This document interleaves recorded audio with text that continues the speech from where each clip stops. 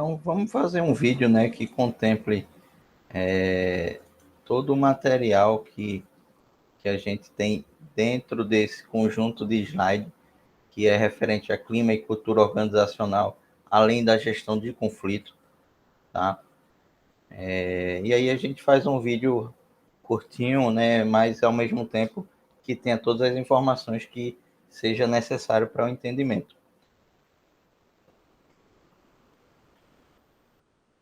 Primeiro ponto, né, clima organizacional. O que é o clima organizacional? Qual a definição? Refere-se ao ambiente interno existente entre os membros da organização e está intimamente relacionado com o grau de motivação de seus participantes.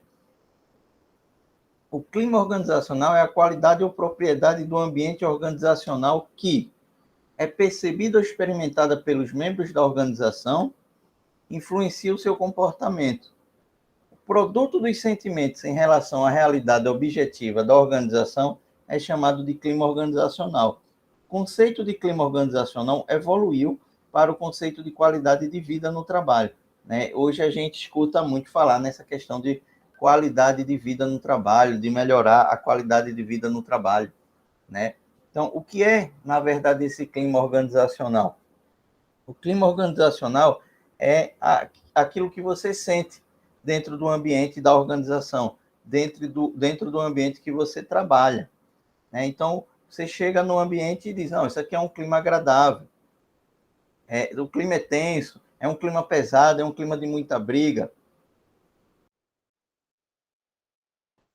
Então, em resumo, o clima é aquele ambiente que você percebe, né? É o que você consegue captar do ambiente, a forma como você sente que funcionam as coisas ali. Isso é o clima organizacional, tá?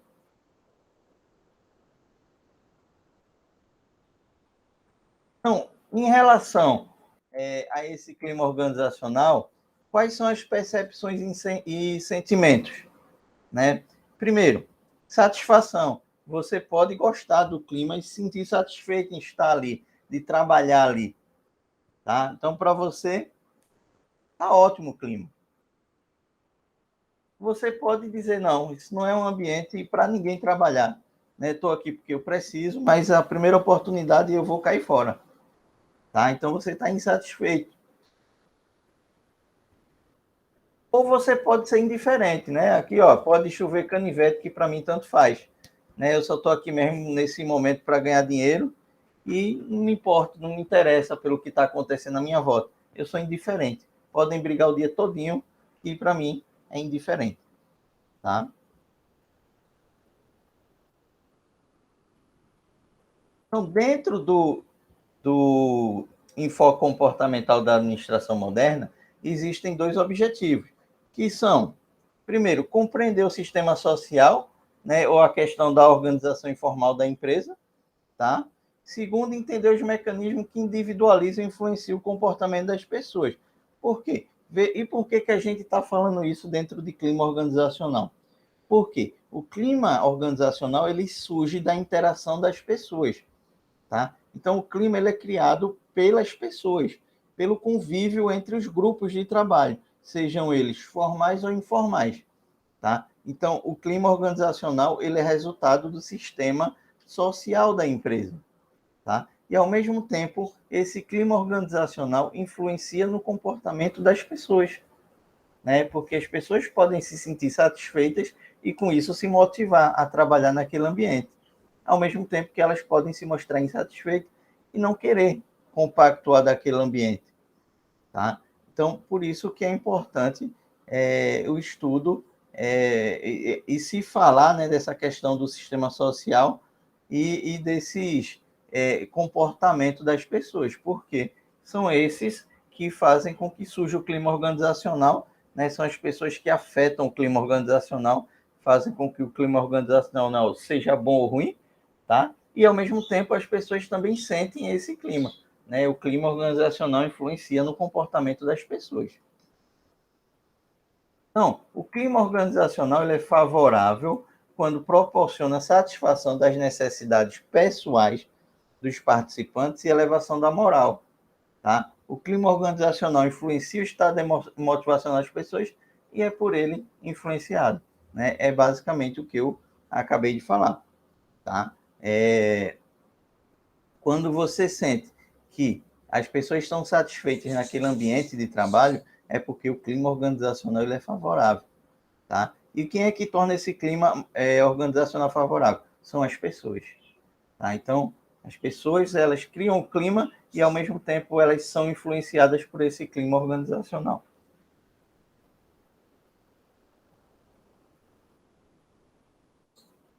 Outro ponto é a cultura organizacional. Então, o que é a cultura organizacional? É o conjunto de hábitos e crenças estabelecidos por normas, valores, atitudes e expectativas compartilhados por todos os membros da organização. Então, basicamente a forma, né, como as pessoas se tratam, a forma como as pessoas se vestem, né, são os padrões culturais da empresa, né? São, digamos que isso é a identidade da empresa, a identidade cultural, né? A forma dela agir, a forma dela se relacionar com o meio no qual ela está inserida, né? E essa cultura, ela transpassa as paredes da organização, né? Ela também faz com que seja uma forma da organização interagir com o mundo e, ao mesmo tempo, faz com que as pessoas tenham alguns padrões de comportamento condicionados por essa cultura organizacional. Os componentes da cultura organizacional: artefato, linguagem, hábitos. Esse primeiro conjunto aí de componentes, ele é o mais fácil de você observar. Então, basta você ir em qualquer organização, aí você vê fardamento, a forma como as pessoas tratam com o público ou entre elas mesmo, tá? Hábitos de trabalho, por exemplo, antes de começar o expediente tem que rezar alguma coisa, né? Então, tudo isso faz parte da cultura organizacional e é o aspecto mais visível dessa cultura organizacional. No segundo ponto, são valores e crenças compartilhados, né? Aquilo que a organização acredita e que faz com que seus funcionários eles tenham que seguir esse padrão de conduta, tá? Por exemplo, tem organização que vai preferir, né? Sei lá, os donos da organização são todos evangélicos, então eles acreditam nessa religião, eles têm essa crença, eles vão querer funcionários que também compactuem dessa crença, desses valores que ele defende, tá? Então, pode ser encarado também como um fator da cultura organizacional. Só contratar pessoas que sejam evangélicas, tá? Pressuposições básicas, né? Histórias, mitos, heróis, né? A questão do, como eu sempre cito, né, nas aulas aí, a questão do dono da empresa, o fundador que sofreu lá na Alemanha nazista, né, viveu em campos de concentração e atravessou o oceano para abrir uma pequena lojinha aqui no Brasil, e essa lojinha virou uma loja enorme que hoje é reconhecida em todo o país e até fora, tá? Então, tudo essa questão de história, muitas vezes o mito, né, surge um mito de que o fundador da empresa era praticamente um super-homem, era um herói, né? Então, todo esse conjunto de histórias aí, esses enredos, também fazem parte da cultura organizacional e muitas vezes vocês veem uma parte disso aí dentro do site da empresa, onde conta, né, sobre a empresa, sobre a história da empresa. Em outras palavras, é o conjunto de pressupostos importantes sobre a organização e suas metas e práticas compartilhado pelos componentes da empresa. Então, isso é o conceito de cultura organizacional, né? São metas e práticas que são compartilhados pelos os integrantes da organização. Qual é a função da cultura organizacional? Primeiro, estabelecer parâmetros para a convivência interna, né? O que pode e o que não pode no relacionamento entre as pessoas, né? Existem empresas, por exemplo, que proíbem que existam relacionamentos amorosos entre funcionários. Funcionários não podem casar, namorar entre eles, tá? Então, faz parte da cultura da organização, faz parte da regra de convivência interna, né? Estabelecer limites do que as pessoas podem ou não fazer. Regras de conduta nas relações com o mundo exterior, né? O que você pode, né, levar da empresa para as pessoas lá fora, né? Que tipo de informações essas pessoas podem ter? O que é confidencial, o que não é, tá? Como a empresa se relaciona com a sociedade, por exemplo. Ela faz com que seus funcionários trabalhem em organizações não governamentais sem fins lucrativos, né? De causas sociais, como, por exemplo, doações de alimentos, tá? Final de ano, reformar uma creche, uma escola, tá? E isso fazendo uso dos seus próprios funcionários, que são voluntários nessas questões, tá? Então, como essa empresa se relaciona com o mundo exterior e o que é que as pessoas podem apresentar ao mundo exterior da empresa, né? Que informações elas podem levar para o mundo exterior, né? Que forma de relacionamento você tem com o mundo exterior, qual a forma que você trata as pessoas, seu cliente, seu fornecedor, é de maneira muito formal, é mais informal, né? Qual é o padrão que você tem em relação a isso? E as disfunções, né? Existem algumas outras, né, que vocês podem ver nos livros aí, e no final lá tá indicado umas referências, que são livros muito bons, que falam da questão de cultura, clima e de gestão de conflito, tá? Então, uma das disfunções, dificuldade de entender e processar mudanças ambientais, né? Você se torna tão fechado que sempre funcionou dessa forma dentro da empresa, sempre foi assim, mas o mundo mudou, né? As coisas lá fora acontecem de uma forma diferente. A gente não pode mais trabalhar dessa forma. Mas quando a cultura é muito fechada, você não entende que precisa mudar para acompanhar as mudanças ambientais, né? E você se fecha num mundinho que talvez não exista mais. E então a empresa ela se torna ultrapassada. Dificuldade em aceitar outras culturas.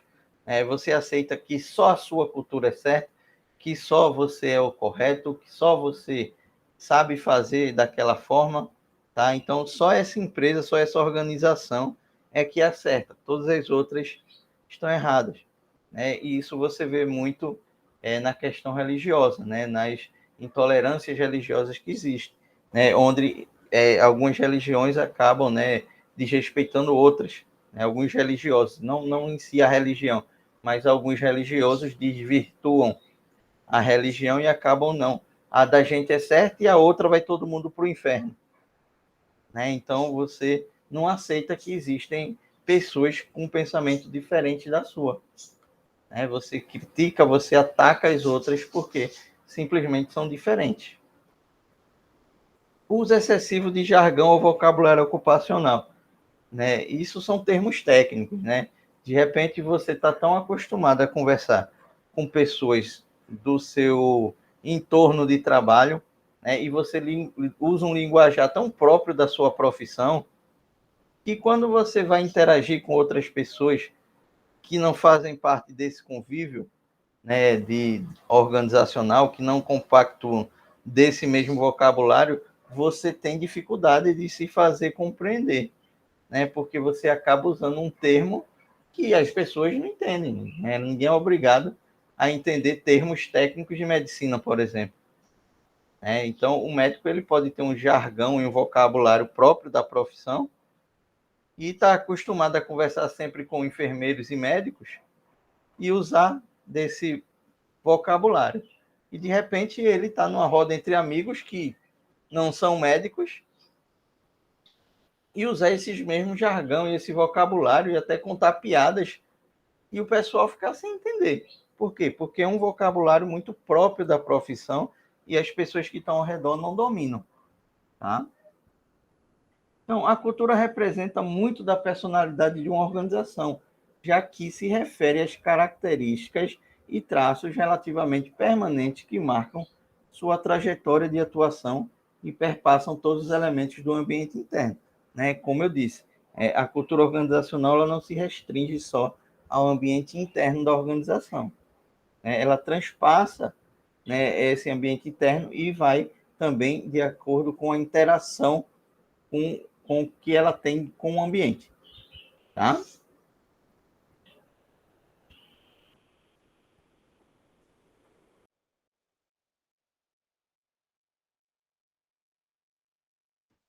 Como diagnosticar essa cultura organizacional? Como é que eu percebo? Né? Primeira forma, a declaração da missão corporativa e das metas oficiais, né? Ali dá uma boa dica do que aquela empresa valoriza e qual a razão dela existir. Tá? Então, isso mostra um pouquinho da cultura organizacional dela. Segundo, observação das práticas de negócio, né? Como que ela negocia, né? O que é que ela leva em consideração na hora que ela está tentando vender ou comprar, né? Como é essa interação com o ambiente externo a ela. Ela faz uso de muita formalidade, ela é mais informal. O que é que ela valoriza numa negociação? Sempre ganhar, o processo de desenvolver parcerias, né? O que é que ela valoriza, já mostra um pouquinho da personalidade dessa empresa também. Símbolos, ritos e cerimônias, né? Farda, canecas da empresa, chaveiros, canetas, né? Ritos e cerimônias, como, por exemplo, premiar o melhor funcionário do mês, fazer a comemoração de aniversariantes do mês, o que mais? Ao fim do ano, você presentear um funcionário que, sei lá, completou 10 anos de empresa, né? Então, todo funcionário que completar 10 anos de empresa, você vai e presenteia ele com um relógio importado, não sei. Tá? Então, tudo isso são formas de você diagnosticar a cultura organizacional da empresa. E os relatos das pessoas, né? As pessoas que interagem com essa organização e as pessoas que estão dentro da organização, as que atuam no âmbito organizacional, os funcionários, por exemplo. Né? O que essas pessoas têm a falar da empresa. Então, muito vai revelar da cultura organizacional. Então, alguns tipos de cultura organizacional.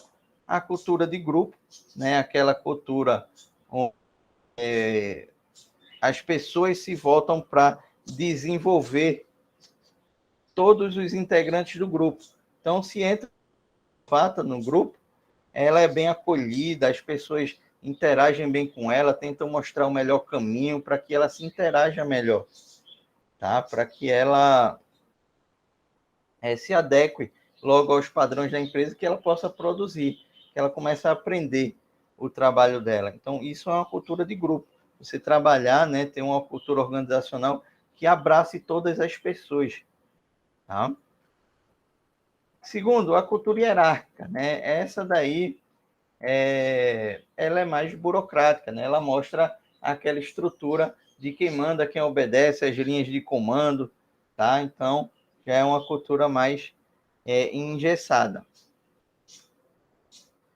A cultura racional é aquela que faz uso daqueles conceitos que a gente falou, de eficiência e eficácia, né? Produzir mais usando menos. Então, é racionalizar o trabalho, né? Você focar muito nas tarefas, no trabalho e em consumir menos, né? Muito enraizada naquela cultura lá de Taylor, de Ford, tá? Então, essa seria a cultura racional. E a docracia, né? A docracia é uma cultura muito voltada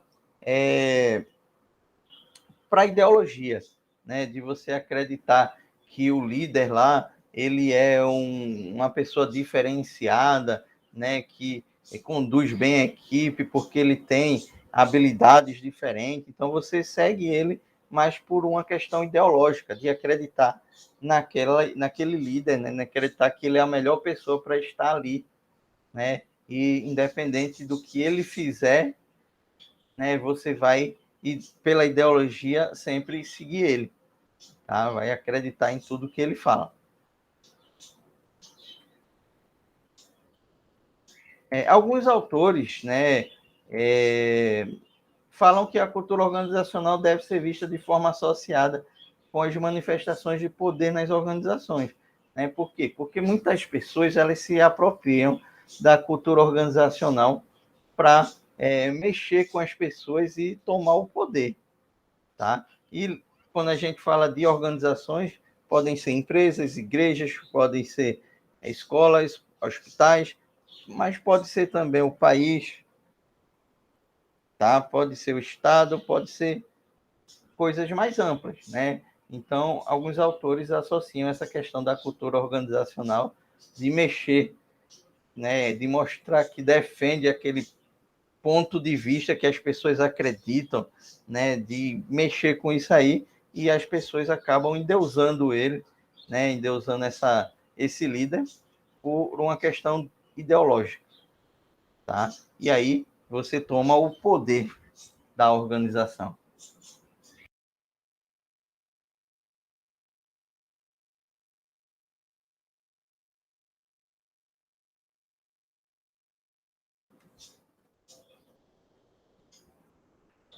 E aí chegamos, né, na gestão de conflito. Então, quando a gente fala de gestão de conflito, a gente tem que pensar logo na inteligência interpessoal. Por quê? Porque a inteligência interpessoal, né, que está lá dentro das inteligências múltiplas de Gardner, ele diz que é a capacidade de perceber e fazer distinções no humor, nas intenções, motivações e sentimentos de outras pessoas.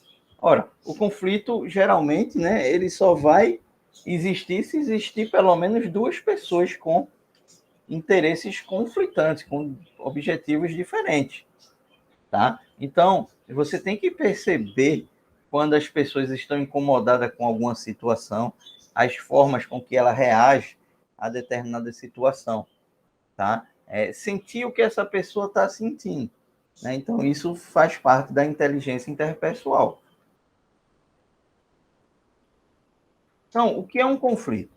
Conflito constitui uma interferência ativa ou passiva, né? Ou seja, ou você fazer algo para impedir que alguém alcance o objetivo dele, ou você deixar de fazer algo que você poderia fazer para ajudar, né? Você se tornar omisso, mas deliberada, para impor um bloqueio sobre a tentativa de outra parte de alcançar os seus objetivos. Então, deliberado, ou seja, propositalmente você faz algo para impedir que alguém alcance o objetivo dele. Ou propositalmente você deixa de fazer algo que facilitaria para que o outro indivíduo alcançasse o objetivo dele. Tá? Então, isso é um conflito.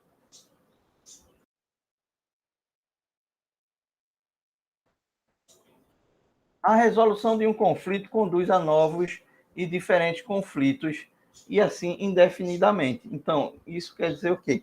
Que a gente vive numa sociedade de conflitos. Né? Quando você resolve um, surge outro.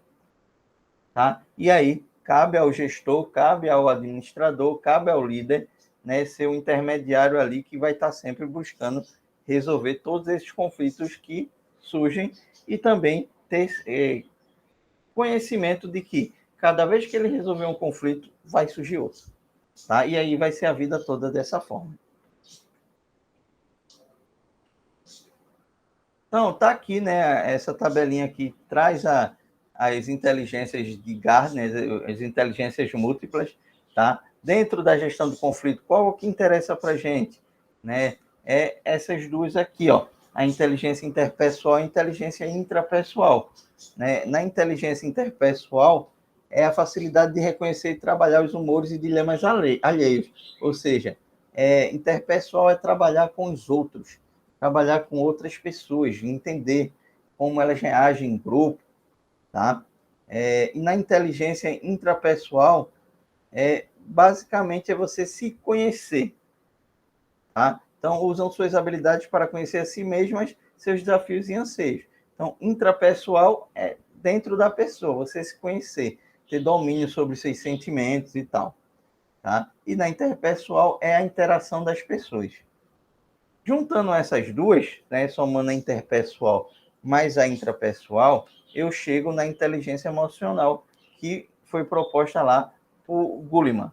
tá? Daniel Goleman diz que a inteligência emocional é a soma da inteligência interpessoal com a intrapessoal, tá?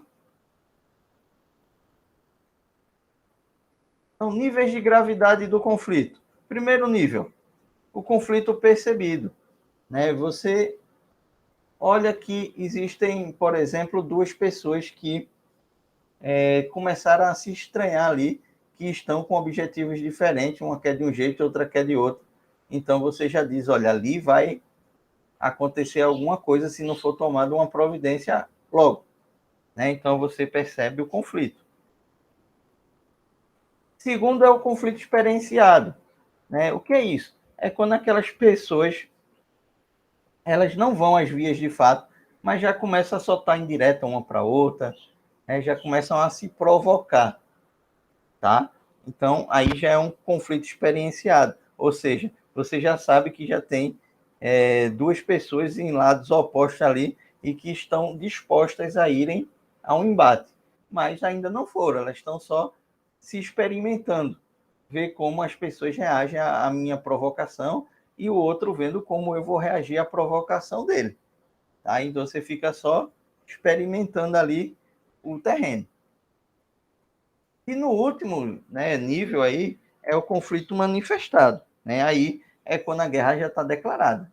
Né? As pessoas se testaram, viram até onde poderiam ir, né? E agora elas partiram realmente, se declararam como inimigas e você já percebe que elas estão numa quebra de braço lá, o conflito agora ele realmente existe. Tá? Quando é que as pessoas acreditam que o conflito pode ser bom? Primeiro, quando uma nova solução é implementada, né, o problema é resolvido e é improvável que ocorra novamente. Tá? Então, é proposta uma solução para aquele conflito, tá? Essa solução resolve realmente o problema e fica comprovado que dificilmente aquele problema vai ocorrer novamente. Né? Então, as pessoas acham que o conflito ele foi benéfico, porque fez com que surgisse uma solução para um problema e que esse problema não vai ser repetido mais. Segundo, né, as relações de trabalho ficam fortalecidas e elas acreditam que poderão trabalhar juntas de forma produtiva no futuro.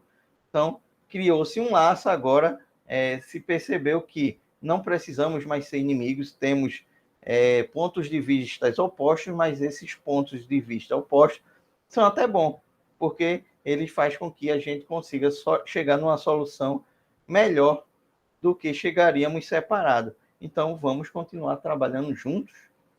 Tá? Então, nesse caso, as pessoas acreditam que o conflito ele é benéfico. Como o conflito é inevitável, né, a gente viu que conflito vai acontecer o tempo todo. Então, o administrador precisa conhecer a respeito de suas possíveis soluções ou resoluções. Né? Então, a solução de um conflito passa quase sempre pelo exame das condições que o provocaram. Então, para que se resolva um conflito e que evite que aquele conflito ele exploda de novo, tá? A gente tem que ir na causa do problema, né? Investigar o que deu origem ao conflito.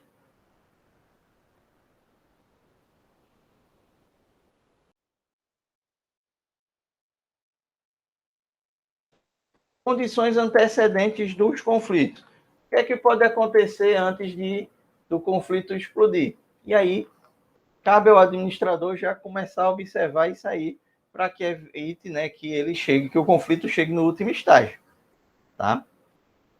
Então, primeiro, ambiguidade de papel, a pessoa não saber exatamente qual a função dela dentro da organização, né? Ela tem mais de uma função e isso gera um conflito, tá?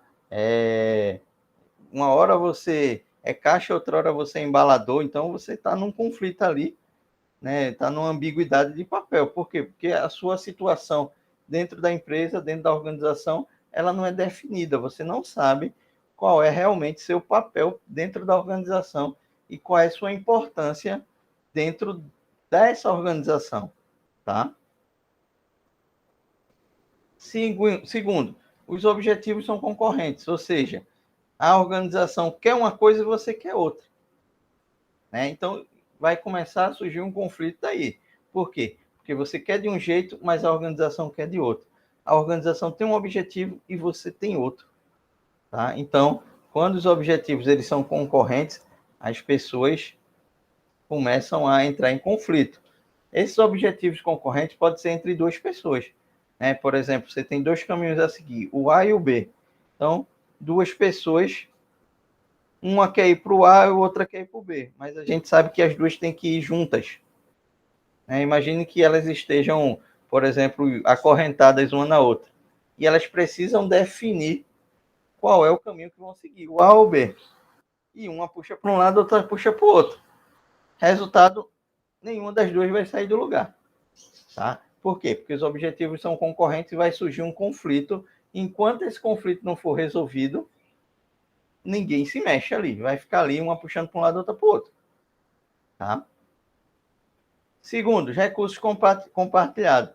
Né? Então, imagina um grampeador que é usado pelo departamento o departamento financeiro da empresa todo, um departamento que tem 10 pessoas.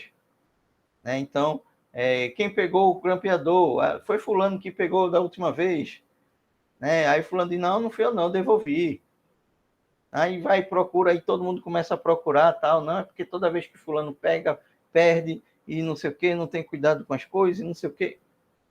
Começa a gerar um conflito. Tá? Tem empresas que trabalham por turno. Então, no turno da manhã, está lá o armário 10.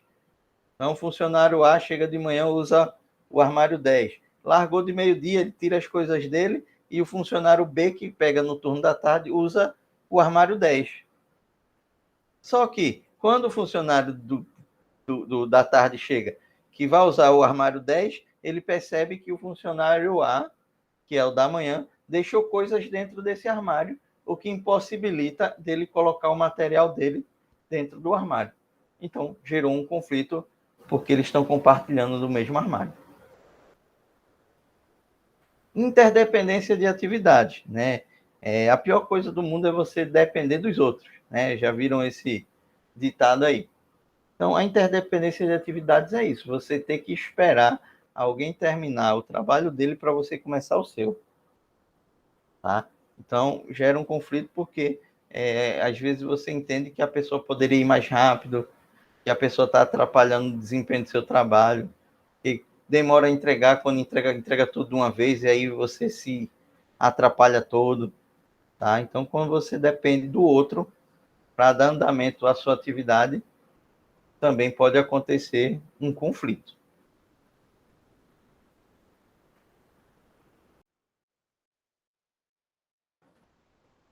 O processo de conflito. O conflito ele surge quando há uma percepção da incompatibilidade de objetivos. Ou seja, você percebe que você tem um objetivo e a outra parte tem um objetivo diferente do seu. Né? Então você já começa a olhar com cara feia, porque você queria do seu jeito e o outro quer de um outro jeito. E aí você percebe que existe, né, uma oportunidade de você interferir no outro. Né? Existe uma possibilidade de você impedir que o outro atinja o objetivo dele. Então, você percebe que os objetivos são diferentes e percebe que você pode atuar de forma a prejudicar o outro para que ele não alcance o objetivo dele. Então, tem que existir essas duas coisas para que aconteça um conflito. O conflito se desenrola em um processo dinâmico no qual as partes se influenciam mutuamente. Né? Por que as partes se influenciam? Porque algumas atitudes você vai tomar em resposta à atitude do outro. Né? Então fica naquela guerra. Você provocando, o outro reagindo, o outro lhe provocando e você reagindo. E ficam se influenciando. Tá? As condições antecedentes criam as condições para a ocorrência de conflitos. Então, são essas condições aqui, essas 4 que a gente falou, que fazem com que surjam, né, esse processo para o conflito existir. Então, se a gente conseguir atuar nessas condições antecedentes, talvez a gente consiga evitar o conflito. Mas nem sempre é possível, né? Então, por isso que a gente diz que o conflito ele é inevitável. Se o conflito é inevitável, cabe a nós saber a melhor forma de lidar com o conflito, tá? Então, a gente tem 5 abordagens aí frente ao conflito. Na primeira, é a acomodação ou suavização, né? O que é isso? Você, olha, gente, vamos fazer de conta que não existem diferenças entre vocês, né? Vamos fazer de conta que a gente aqui é uma equipe que não tem objetivos conflitantes, todos dominamos, temos o mesmo interesse, todos queremos manter nosso emprego e querer que a empresa cresça, tá? Então, vamos deixar esses conflitos fora daqui, né? Então, você se acomoda e faz de conta que... e aí você deixa o conflito fora da empresa, buscando uma harmonia entre todas as partes, tá? Um outro ponto ali é a colaboração ou solução de problemas, né? Então, buscando uma solução que satisfaça as necessidades das partes envolvidas, né? E aí é muito difícil, né? Como é que você vai agradar gregos e troianos ao mesmo tempo, né? Você buscar uma solução que agrade todo mundo, complicado, tá? É complicado achar essa solução, né? Alguns casos a gente consegue, mas é muito complicado de achar. Então, evitação ou fuga, né? Você fecha os olhos, né? Faz de conta que não tem conflito nenhum. Você nega seus sentimentos, você reprime o que você está sentindo para tentar fugir daquele conflito e evitar que ele exploda. Então, faz de conta que não existe conflito. Competição ou comando autoritário, né? Nesse caso aí, uma das partes, que é a mais forte, vai fazer sua vontade prevalecer sobre a outra. Então, digamos que tenha o chefe e o subordinado. Os dois têm objetivos diferentes. Aí o chefe diz, não, agora vai fazer do meu jeito, porque eu que mando aqui.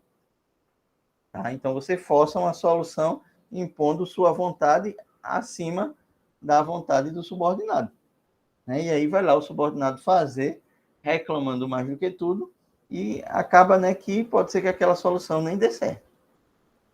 Tá? E aqui está ali, né, no centro, que é o compromisso. O compromisso ele faz um pouquinho de cada coisa ali, tá? Ele tenta negociar para obter ganhos e perdas para cada uma das partes. Então, uma parte abre mão um pouquinho de uma coisa, a outra abre, né, mão de outras coisas. Então, se chega a uma negociação, né? Então, vamos negociar aqui. Você abre mão disso e você abre mão daquilo, tá? Então, diante de você abrir mão, né, das partes, cada um abrir mão um pouquinho de cada, né? Então a gente chega numa solução que é entendida como uma solução ótima, né? Porque nessa solução ótima, as duas partes saem ganhando, mas ao mesmo tempo as duas partes também perdem um pouquinho, tá? E aí você firma um compromisso em cima disso aí, né? Tá bom, eu abro mão disso, desde que você abra mão disso. Acontece muito essa questão entre casais, né? Que não dá para o tempo todo você impor a vontade de um sobre o outro. Muitas vezes há uma negociação e, para se manter a harmonia entre o casal, é firmado um compromisso onde o marido abre mão de alguma coisa, a mulher abre mão de uma outra coisa, e aí eles chegam numa conclusão que é o melhor para eles continuarem com aquele relacionamento, tá? Então, essas são as 5 formas de lidar com o conflito, né? Então, vejam que do lado de fora da matriz existe, né, um grau de cooperação, né? Os quadrantes de cima exigem uma cooperação maior, no de baixo não tem cooperação, né? É não cooperativo. E o grau de assertividade, né? Os dois da direita lá, eles são mais assertivos, tá? E o da esquerda são não assertivos. E ali no meio está o compromisso, que ele mescla, né? Ele é o núcleo entre o melhor grau de cooperação e o melhor grau de assertividade, tá? Então, o compromisso talvez seja o melhor ponto a se chegar para se resolver um conflito, porque todas as partes vão sair satisfeitas, mesmo que tenham perdido um pouquinho.